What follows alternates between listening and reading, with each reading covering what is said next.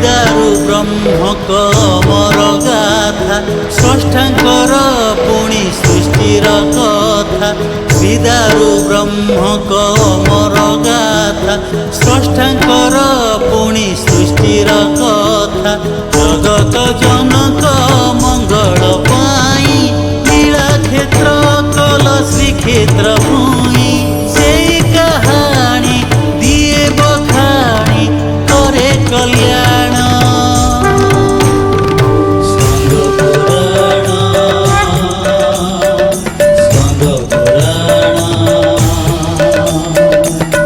स्कंद पुराण।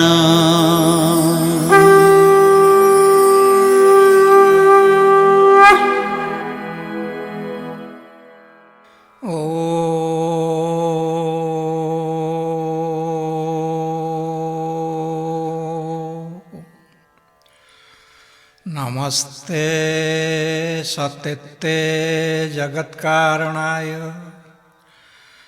नमस्ते चित्ते सर्वलोकाश्रयाय नमो अद्वैततत्त्वाय मुक्तिप्रदाय नमो ब्रह्मणे व्यापिने शाश्वताय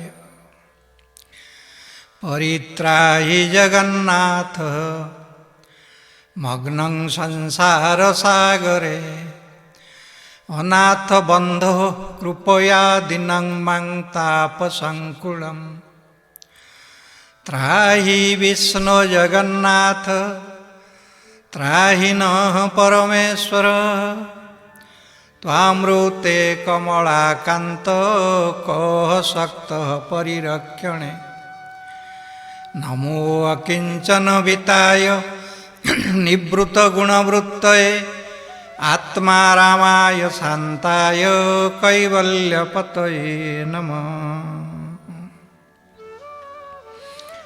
अखिल ब्रह्मांडर कर्ता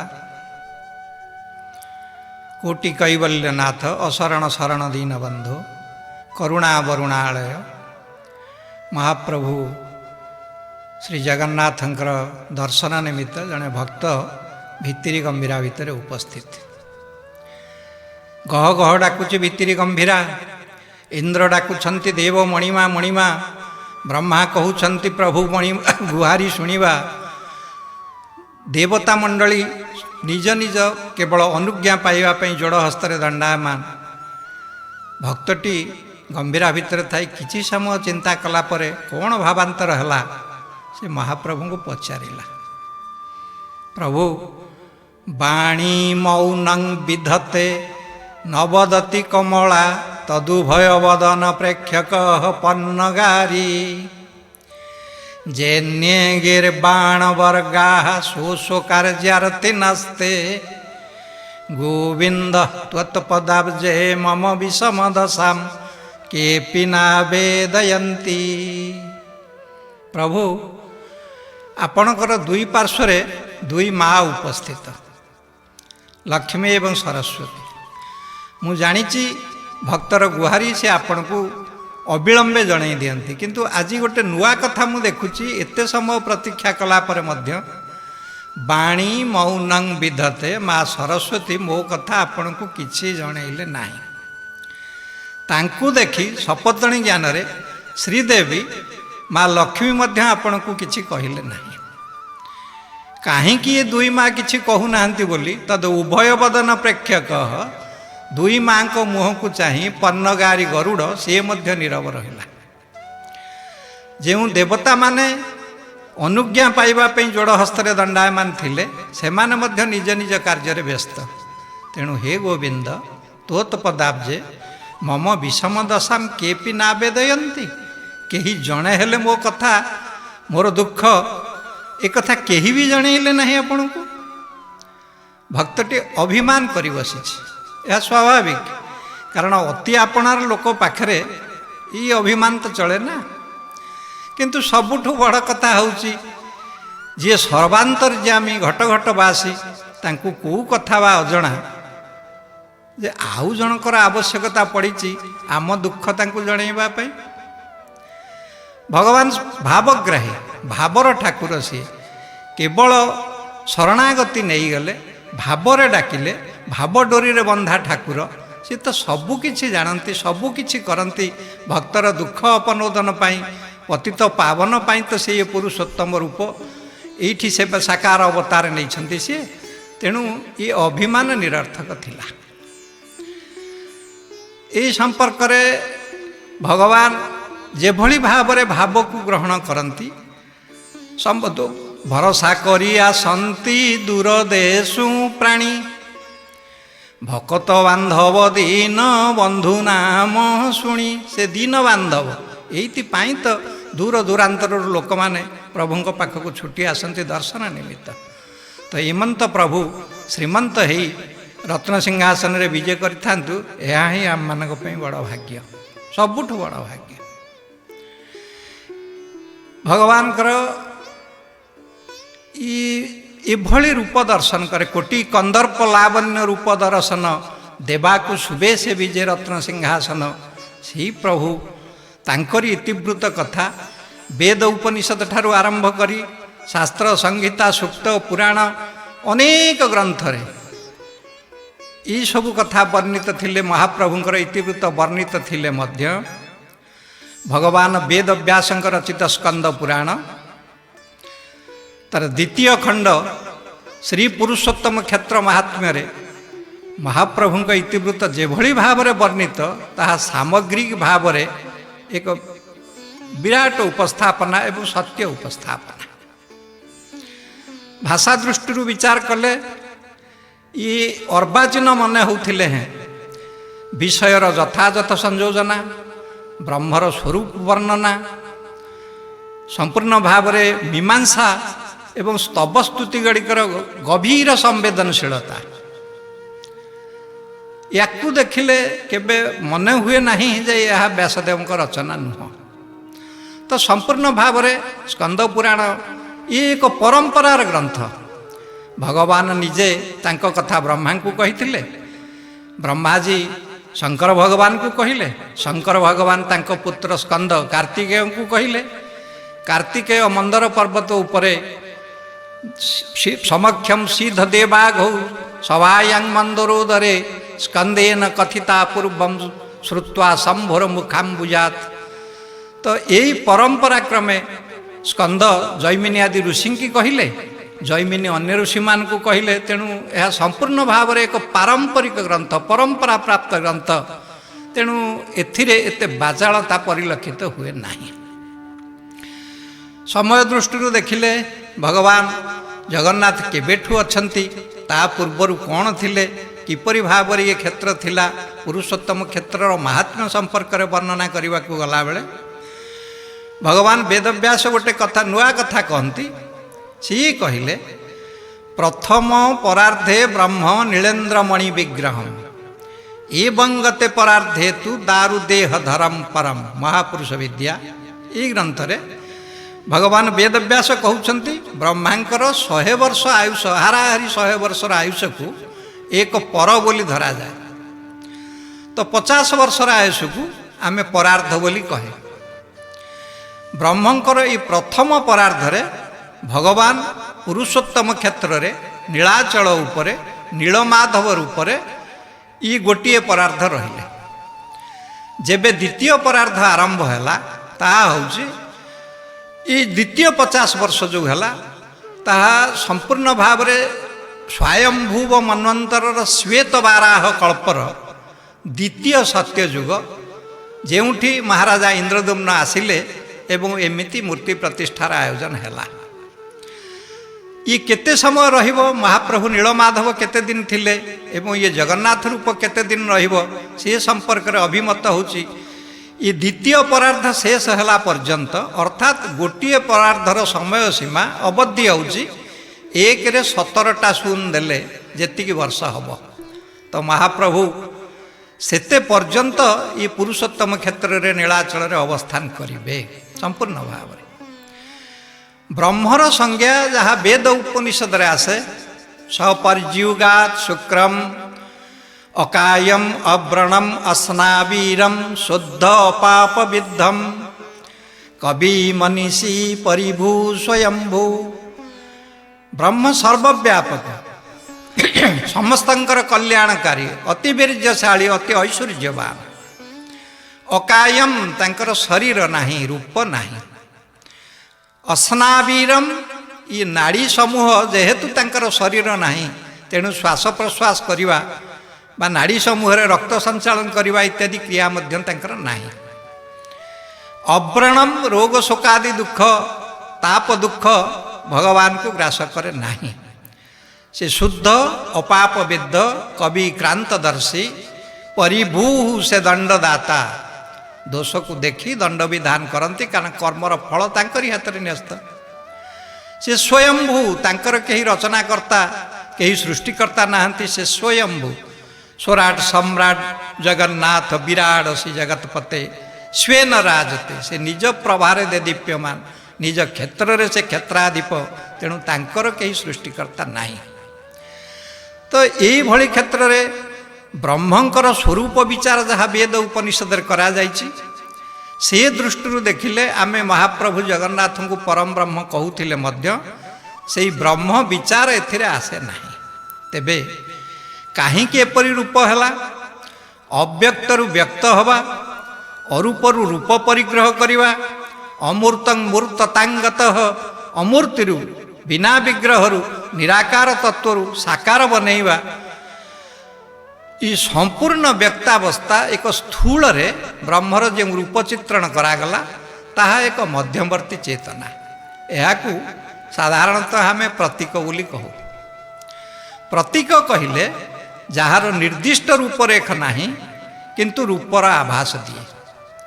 ତ ସେଇଭଳି ଭାବରେ ଉପାସ୍ୟ ବ୍ରହ୍ମର ସ୍ଥୂଳ ରୂପ, ଯାହା ଉପାସନା ପାଇଁ ଯୋଗ୍ୟ ହେବ, ତାହାକୁ ବିଚାର କରି ଯଦି ଏମିତି ତତ୍ତ୍ୱ ନିଆଯାଇଛି, ତାହେଲେ ସିଏ ଉପାସ୍ୟ ବ୍ରହ୍ମର, ଇଏ ହେଉଛନ୍ତି ଉପାସନା ବ୍ରହ୍ମ, ଏବଂ ବ୍ରହ୍ମର ସମସ୍ତ ଲକ୍ଷଣ ଆଭାସରେ ଏହି ପ୍ରତୀକାତ୍ମକ ମୂର୍ତ୍ତିରେ ଅଛନ୍ତି। ତ ଏଇଭଳି ଭାବରେ ସ୍କନ୍ଦ ପୁରାଣ ଆରମ୍ଭ କରାଯାଇଛି। ଜୈମିନୀ ପଚାରୁଛନ୍ତି, ମୁନିମାନେ ଜୈମିନୀଙ୍କୁ ପଚାରୁଛନ୍ତି, ମହର୍ଷି ଆପଣ ଥରେ ସଭାରେ ଆମମାନଙ୍କୁ କହୁଥିଲେ ଗୋଟିଏ କଥା, ପୁରୁଷୋତ୍ତମାଖ୍ୟମ୍ ସୁମହତ୍ କ୍ଷେତ୍ରମ୍ ପରମ ପାବନମ୍ ଯତ୍ରାସ୍ତେ ଦାରବି ତନୁ ଶ୍ରୀଶୋ ମାନୁଷ ଲୀଳୟା। ମହର୍ଷି ଆପଣ କହିଲେ ଏପରି ଏକ କ୍ଷେତ୍ର ଅଛି, ମହାନ କ୍ଷେତ୍ର, ପୁରୁଷୋତ୍ତମ କ୍ଷେତ୍ର, ଯେଉଁଠି ଲକ୍ଷ୍ମୀପତି ନାରାୟଣ ଦାରୁ ଦେହ ଧରି ମଧ୍ୟ ସମ୍ପୂର୍ଣ୍ଣ ଭାବରେ ମାନୁଷ ଲୀଳା, ମଣିଷ ପରି ଲୀଳା କରୁଛନ୍ତି। ଆମେମାନେ ସମସ୍ତେ ଉତ୍କଣ୍ଠିତ, କିପରି ଏ କଥା ସମ୍ଭବ ହେଉଛି? ସେ କ୍ଷେତ୍ର କିଭଳି ପାବନ, କିଭଳି ମହାନ କ୍ଷେତ୍ର ସେ, ଯେଉଁଠି ମହାପ୍ରଭୁ ଅବସ୍ଥାନ କରୁଛନ୍ତି, ପୁଣି ସେ ମଣିଷ ପରି ଲୀଳା କରୁଛନ୍ତି, କିନ୍ତୁ ଶରୀର ହେଉଛି ଦାରବ ତନୁ, ଦାରୁରେ, କାଠରେ ତିଆରି। ତ ଇଏ ଏକ ବିଚିତ୍ର କଥା। ଆପଣ ସମ୍ପୂର୍ଣ୍ଣ ଭାବରେ ବିସ୍ତାରିତ ଭାବରେ ଇଏ କ୍ଷେତ୍ର ଏବଂ କ୍ଷେତ୍ରାଧିପ ପୁରୁଷୋତ୍ତମଙ୍କ କଥା ଆମକୁ ସବିସ୍ତାର ବର୍ଣ୍ଣନା କରନ୍ତୁ। ତ ଜୈମିନୀ ମୁନିମାନଙ୍କୁ ଗୋଟିଏ କଥା କହିଲେ, ଯଦି ଏତେ ଉତ୍କଣ୍ଠିତ ତମେ, ଇଏ ଏକ ସାଧୁ ଉଦ୍ୟମ, ତେବେ ଏଇ କଥା ଶୁଣା। ଥରେ ଭଗବାନ ବ୍ରହ୍ମାଙ୍କୁ ସୃଷ୍ଟି ପ୍ରାରମ୍ଭରେ ମହାପ୍ରଭୁ ସୃଷ୍ଟି ସଂରଚନା ପାଇଁ ଆଦେଶ ଦେଇଥିଲେ। ସେହିଦିନଠୁ ଭଗବାନ ବ୍ରହ୍ମା ସୃଷ୍ଟି କରିଚାଲିଛନ୍ତି। ତ ଅନେକ କାଳ ବିତିଗଲା ପରେ, ଅନେକ ସୃଷ୍ଟି ରଚିତ ହୋଇଯିବା ପରେ, ଯେତେବେଳେ ସେ ନିଜକୁ ଅସହାୟ ମଣିଲେ ଏବଂ ଏମିତି ଆଉ ସୃଷ୍ଟି ସଂରଚନା କରିପାରିବେ ନାହିଁ ବୋଲି ଭାବିଲେ, ସେତେବେଳେ ମୁକ୍ତି ଚାହିଁଲେ, ଏ ସୃଷ୍ଟି ରଚନାରୁ ଅବ୍ୟାହତି ନେବେ ବୋଲି କାହାକୁ ଡାକିବେ, କାହାକୁ କହିବେ? ତେଣୁ ସମ୍ପୂର୍ଣ୍ଣ ଭାବରେ ମୁକ୍ତୈକ କାରଣ ବିଷ୍ଣୁ ସ୍ତସ୍ୟେହଂ ପରମେଶ୍ୱର, ସେହି ପରମେଶ୍ୱରଙ୍କୁ ସେ ଧ୍ୟାନ କଲେ ଏବଂ ବ୍ରହ୍ମାଙ୍କର ଇ ତପସ୍ୟାରେ, ଇ ସ୍ତବ ସ୍ତୁତିରେ ଭଗବାନ ସନ୍ତୁଷ୍ଟ ହୋଇ ତାଙ୍କ ସମକ୍ଷରେ ଉପସ୍ଥିତ ହେଲେ। ପତଗେନ୍ଦ୍ର ସମାରୂଢ଼ ସ୍ଫୁରଦ ବଦନ ପଙ୍କଜ। ବ୍ରହ୍ମାଜୀ ଯେତେବେଳେ ଦେଖିଲେ ଭଗବାନ ଉପସ୍ଥିତ ହେଲେଣି, ସ୍ତବ ସ୍ତୁତିରେ ସନ୍ତୁଷ୍ଟ ଅଛନ୍ତି, ଗୋଟେ ସାଧାରଣ କଥା ତାଙ୍କୁ କହିବେ, ମୁଁ ଆଉ ସୃଷ୍ଟି ରଚନା କରିବେ ନାହିଁ, ମୋତେ ମୁକ୍ତି ଦରକାର, ଏଇ କଥାକୁ ସେ ଆଉ ନ କହି ହଠାତ୍ ହାତ ଯୋଡ଼ି କହିଲେ, ନମସ୍ତେ ଜଗଦାଧାର ଶଙ୍ଖ ଚକ୍ର ଗଦାଧର जन्नाभि पंकजा देव जातोहं विश्व सृष्टिकृत। हे प्रभु आपणक नाभि पंकजरू जन्म नहीं मु विश्व सृष्टि करुछि। अनेक सृष्टि कला परे विशेष सृष्टि बहुबार हेला परे मध्य मु देखुछि जीव माने त्रितापरे दग्ध होउछन्ति। ये त्रिताप कौन? आदि दैविक, आदि भौतिक एवं आध्यात्मिक। ये जो तापत्रय एथिरे संपूर्ण भाव रे आदि होउछि साधारण, आदि आत्मिक, आदि दैविक, आदि आत्मिक। तेणु ये तापत्रय रे आदि साधारण थिबारु आदि शब्दर अर्थ कौन? पुंस्याधि मानसह पीड़ा व्याधिरेव शरीरेण। जीवर मानसिक पीड़ा को आदि कहती एवं शारीरिक पीड़ा को व्याधि कहा जाए। तेबे ये त्रिताप जनित जो आदि अर्थात यह मानसिक पीड़ा केतेबेले भूत प्राणी समूह ठारू आसे, केतेबेले देवतांकर कोप दृष्टि पड़े, तो केतेबेले आत्मिक निज कर्मर फल मध्य भोग करने को पड़े। हे प्रभु आपण जदि मो स्तव स्तुतिर संतुष्ट है मते एठी दर्शन देले, तेणु संपूर्ण भाव रे मु आपण को गोटे कथा कहूँ, ये लोक मानकर ये जीव मानकर ये त्रिताप जनित दुख आपण ही दूर कर दियंतु। भगवान हसी हसी कहले गोटे कथा, हे ब्रह्मदेव जदर्थं मांस्तु से ब्राह्मण नो शक्य प्रतिभाति स अनाद्य विद्या सुदृढ़ा दुच्छेद्या कर्म बंधने। हे ब्रह्मदेव आपण जानिछंती ये जीव माने मो माया रे मोहित, संपूर्ण भाव रे एमाने आच्छादित एभली माया रे आच्छादित हे अछंती। यांको उपरे त्रितापर दोष पड़ुची। गोटे मल दोष अछि। मल दोष कौन? बारंबार बारंबार जीव शरीर नौथिबारु बारंबार किछि पाप कर्मर संस्कार से जीव पाखरे छाड़ी जाउछि, जहाँ संपूर्ण भाव रे अन्य जन्म पाई एक संस्कार रूप में ता पाखरे रही जाउछि। एवं यही पाप संस्कार जोगु से अन्यर अनिष्ट करिबा, क्षति चिंता करिबा, पर पे अनर्थ करिबा, असूया भाव पोषण करिबा, काहाकु सही न पारिबा, यही दुखर ना होउछि, यही तापर ना होउछि मल दोष। ता परर दोष विक्षेप दोष। ब्रह्माजी आपण जानती संपूर्ण भाव रे जीव एते भोग विलासी होइछि, मोक्षकामी तो आदौ नुहे, एते भोग विलासी से होइछि एवं तार चित्तर चंचलता एते जे संपूर्ण भाव रे से स्थिर रही पारे नाही, मो आड़ी की बिल्कुल भी चाही पारे नाही। केवल भगवत दत्त इंद्रिय मानक द्वारा केवल भोग करने को लगे, यह को विक्षेप दोष कहती। तृतीय कथा आवरण दोष। नाशवान पदार्थ रे घर द्वार स्त्री पुत्र पशु गोष्ठ धन संपत्ति ये सबू नाशवान। एक कथा जीव जाने, यह जानी मध्य ता प्रति आसक्त हो जाए। नाशवान पदार्थ प्रति अति आसक्त हो जिबारु, संपूर्ण भाव संश्लिष्ट हो जिबारु आवरण रे पूरा माया रे घोड़े हो जाए। तेणु ये दोष मान तो जीव केबे वर्ती पारिबे नाही, कारण जीवर संज्ञा जहाँ उपनिषद मानक दिया जाइछि सेथिरे सुख दुख प्रयत्न संपूर्ण भाव रे भोग इच्छा लिंगात्मना इति जीव। इच्छा द्वेष जार अच्छी, जार इच्छा अच्छी पाइबा पई इच्छा अच्छी, सी हूँ जीव। अप्राप्ति रे द्वेष आसीब, विरोध भाव आसीब, काम क्रोध आसीब, जहाँ को द्वेष कहती। ये मध्य जीवर ये दोष रहिब। इच्छा रहिब, अप्राप्ति रे द्वेष भी रहिब, सुख दुख रहिब। सुख दुख भोगुथिला परे मध्य सी पाइबा पई पुणी बारंबार बारंबार प्रयत्न करिब एवं संपूर्ण भाव रे से ज्ञानात्मना जीव ज्ञानर अधिकारी। तेणु से जाने सी किए आत्मज्ञान तार अच्छी, किंतु ताकु से व्यवहार करे नाही। तेणु मो माया रे संपूर्ण आचरण हो पड़ी, कर्मर दुच्छेद्य बंधन से बाहरी पारु नथिबारु दुच्छेद्या कर्म बंधन एबे से मानकर ये त्रिताप हरण हला परी नो शक्यम प्रतिभाति सह केबे भी संभव हो नाही।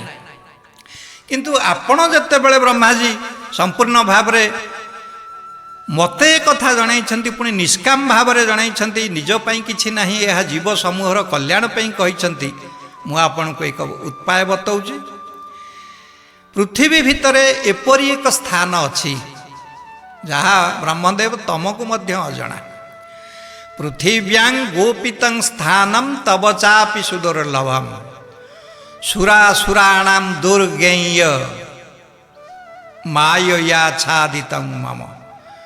ମୋ ମାୟାରେ ଆଚ୍ଛାଦିତ ହେଇ ଆଜି ପର୍ଯ୍ୟନ୍ତ ପୃଥିବୀ ଭିତରେ ଏପରି ଏକ ଗୋପନ ସ୍ଥାନ ଅଛି ଯାହାକୁ ଆପଣ ମଧ୍ୟ ଜାଣିନାହାନ୍ତି।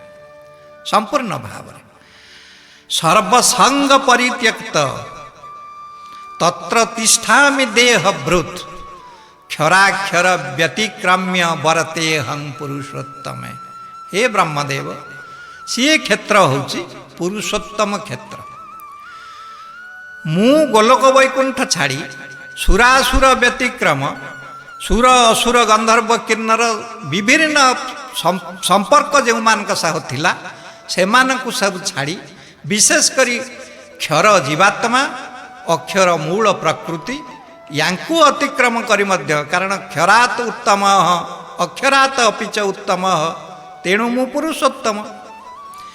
ଏହି ପୁରୁଷୋତ୍ତମ ଭାବରେ ମୁଁ ସେହି ଗୋପନ କ୍ଷେତ୍ରରେ ନିବାସ କରୁଥିବାରୁ ମୋ ନାଁ ଅନୁସାରେ ସେ କ୍ଷେତ୍ରର ନାମ ପୁରୁଷୋତ୍ତମ କ୍ଷେତ୍ର ହେଇଛି।